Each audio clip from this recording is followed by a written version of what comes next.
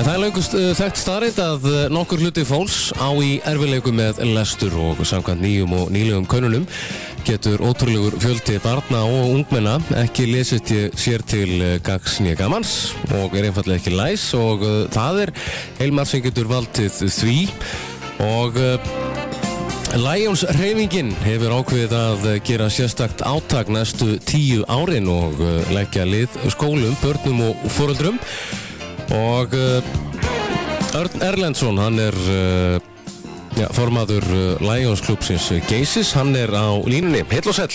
Já, góðan daginn. Velkomin. Herru, þetta ansi stórt átak sem að fara í gang og við erum ekkert að tala um á næstu dögum, við erum að tala um á næstu árum og þetta ekki bara Lions-hreyfingin á Íslandi eða? Já, þetta rétt hjá þér. Þetta átak sem að alþjóða Lions-hreyfingin stendur fyrir og lítur á þetta sem langhlaup í raun og veru. Því þetta 10 ára átak. Já. Ég veit ekki hvort að við hérna í tungunum endumst í 10 ár. En við leggjum minnst að hvort stað. Já, algjörlega. Þetta bara staðreyndin í dag að fólk hætt að lesa sér til gamans eins og var hérna áður fyrir það? Já, það náttúrulega margt sem að veldur og sannleikurinn sá að það eru miklu fleiri heldur en maður hefði ímyndað sér sem að bara ráða ekki við að lesa bók eða lesa blöð, kannski geta lesið fyrirsagnir en geta ekki lesið sér til gagns eða gamans. Það alveg ótrúlega stórt hlutfall af krökkum. Nú síðan verða þessi krakkar auðvitað fullorðið fólk og halda áfram að vera ekki læs. En það eru margar ástæður sem geta legið til þess að bæði líkamlegar og félagslegar. Já. Það flestir hafa heyrt talað um lesblindu eða dyslexíu eins og mig minnir að heita nú á einhverjum útlenskum. Já. Og það eru líkamlegar ástæður en það líka hægt að hjálpa fólki sem með haldið þessari lesblindu. Ég las til dæmis bara núna held ég helgina viðtal við konu sem að fæst við að hjálpa fólki með dyslexíu. Og það svo einkennilegt sem ég fannst koma fram í þessu viðtali að hún notar til að mynda leir. Já. Og býr til bókstafi úr leir. Og þegar að bókstafirnir eru búin að fá svona þrívítt form, þá getur heilinn unnið úr því. En ræður hins vegar ekki við að vinna úr svona tvívíðum myndum eins og letri sem að liggur bara á blaði. Já. En með því að nota þessa uppleiftu stafi þá kemst fólk upp á lag með það að skynja þá stafi og setja í samhengi og getur síðan tengt það yfir á þetta tvívíða form. Þetta svolítið magnað, það eins og lesstöðin í heilanum, hún skynji þetta öðruvísi? Já, það einhvern veginn svoleiðis. Eins og þetta búið að vera, menn eru búin að rannsaka þetta áratugum saman og eru margar kenningar uppi það hvað veldur þessari lesblindu sem svo kölluð. En það líka annað mál sem að kannski meira svona nútíma vandamál og það það að fólk vanrækir líka að gera börn bókvön. Já. Það ég hlusta nú á fyrirlestur þetta og reynar kveikti það dálítið mikið í mörgum fyrirlestur sem var einmitt á ársþingi Lions á Akureyri síðastliðið vor. Það sem var fyrirlestur þetta efni og þar kom fram hvaða mikilvægt að gera börn að bóka vinum alveg strax frá fyrstu byrjun. Leyfa krökkum að skoða bækur, leika sér að bókum, fletta þeim stafla þeim og raða og það er hægt að gera svo margt með bækur, fleira heldur en bara að lesa þær. Jú. Lestur ég man eftir því þegar ég var krakki og það var kannski verið eins með þig og þú sér náttúrulega greinilega miklu yngri en ég að sko þá var alltaf svo miklar áhyggjur út af því að maður skemmdi bækur sko, rifi blöð og sneri þær úr bandinu. En nú eru til svo mikið af bókum sem eru bara ætlaða krökkum, sko sterkar og öflugar bækur sem að þola hnjask. Og svo gerir kannski ekki til þó eitt og eitt blað rifni úr bók, þar eftir að líma því aftur. Akkurat.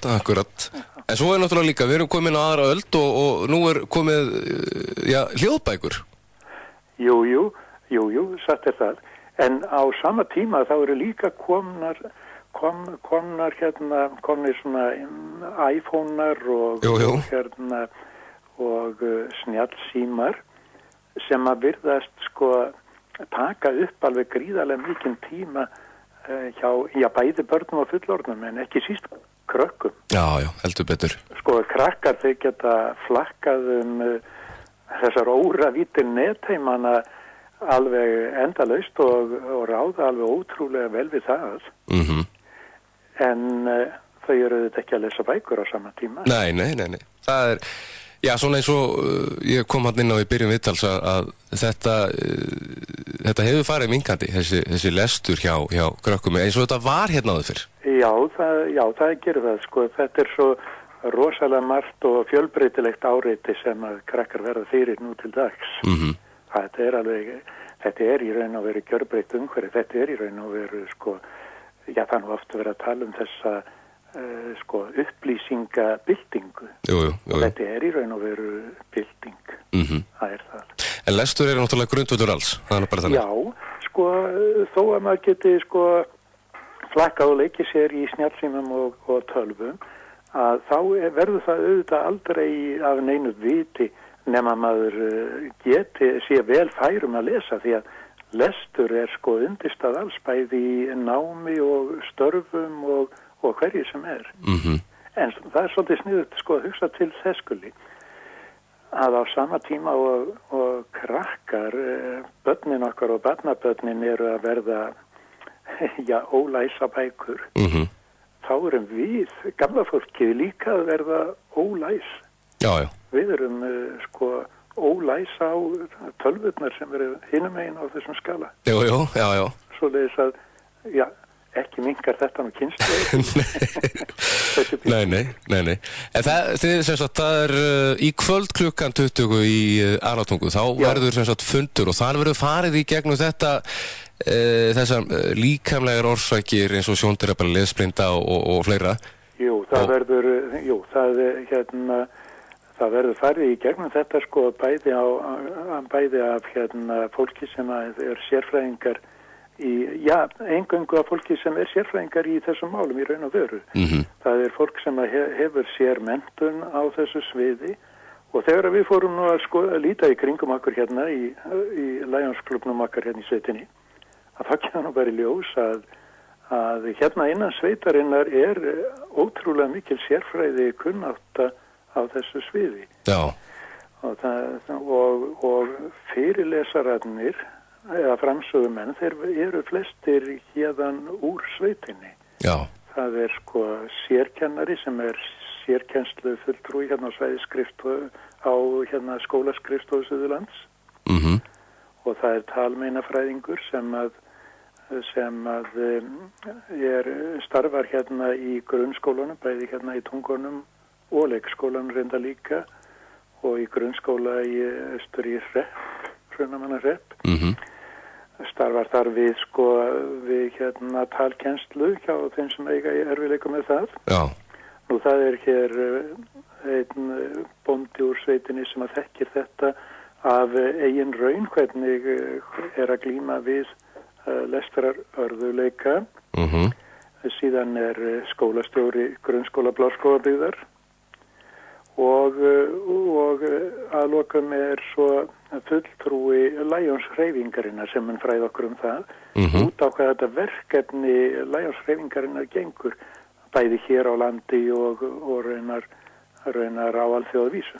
Já, það kannski ágætis punktur að út á hvað gengur þetta verkefni. Hvað ætlaði að fara að gera? Jú, síðan munum við í framhaldi af þessum fundi. Hann er bara upphafið á þessari vegferð okkar. Og í framhaldi af því þá hugsum við okkur að reyna eftir því sem að klúburinn hefur bolmagn til, að reyna að styðja við skólana hérna í sveitinni við sérkennslu þeirra sem eiga í lestrar örðuleikum, og það verður okkar megin viðfangsefni í vetur. Já, þetta er glæsilegt. Já, en þetta er sko, eins og ég segi, sko, þá er þetta upphafið okkar vegferði í þessu, og þannig munur já, ég held bara allir, og eða minnst kosti flestir Lionsklúbbar landsins sko leggja þessu lið bara hver með sínum hætti í sinni heimabyggð. Við höfum auðvitað alltaf, Íslendingar, við höfum alltaf sko verið meðvitaður það að lestrar erfileikar eru til, en við höfum alltaf tengt það við einhver vanþróuð lönd í útlöndum, en þetta er bara miklu nær okkur heldur en við höldum. Það er alveg rétt, og ég þekki alveg til fólk sem hefur verið og er með lesblindu, en áður fyrir þegar það var í skóla þá var það bara einfallega ekki læs og nennti ekki læra að lesa, en svo kom það bara í ljós að það lá eitthvað meira á bakvið. Já, það var bara kallað tossar, sko. Já, nákvæmlega. Já, við þekkjum þetta sennilega flest. Já. Nákvæmlega. En fundurinn er í kvöld í Aratungu klukkan 20. Jú. Og við hvetjum alla til þess að þá sem geta að mæta og kynna sér þetta málefni og frábæra framtak. Já, þakka þér fyrir þetta. Örn Erlendsson, takk hérlega fyrir spjallið og gangi ykkur vel. Já, takk sömuleiðis. Takk, bless.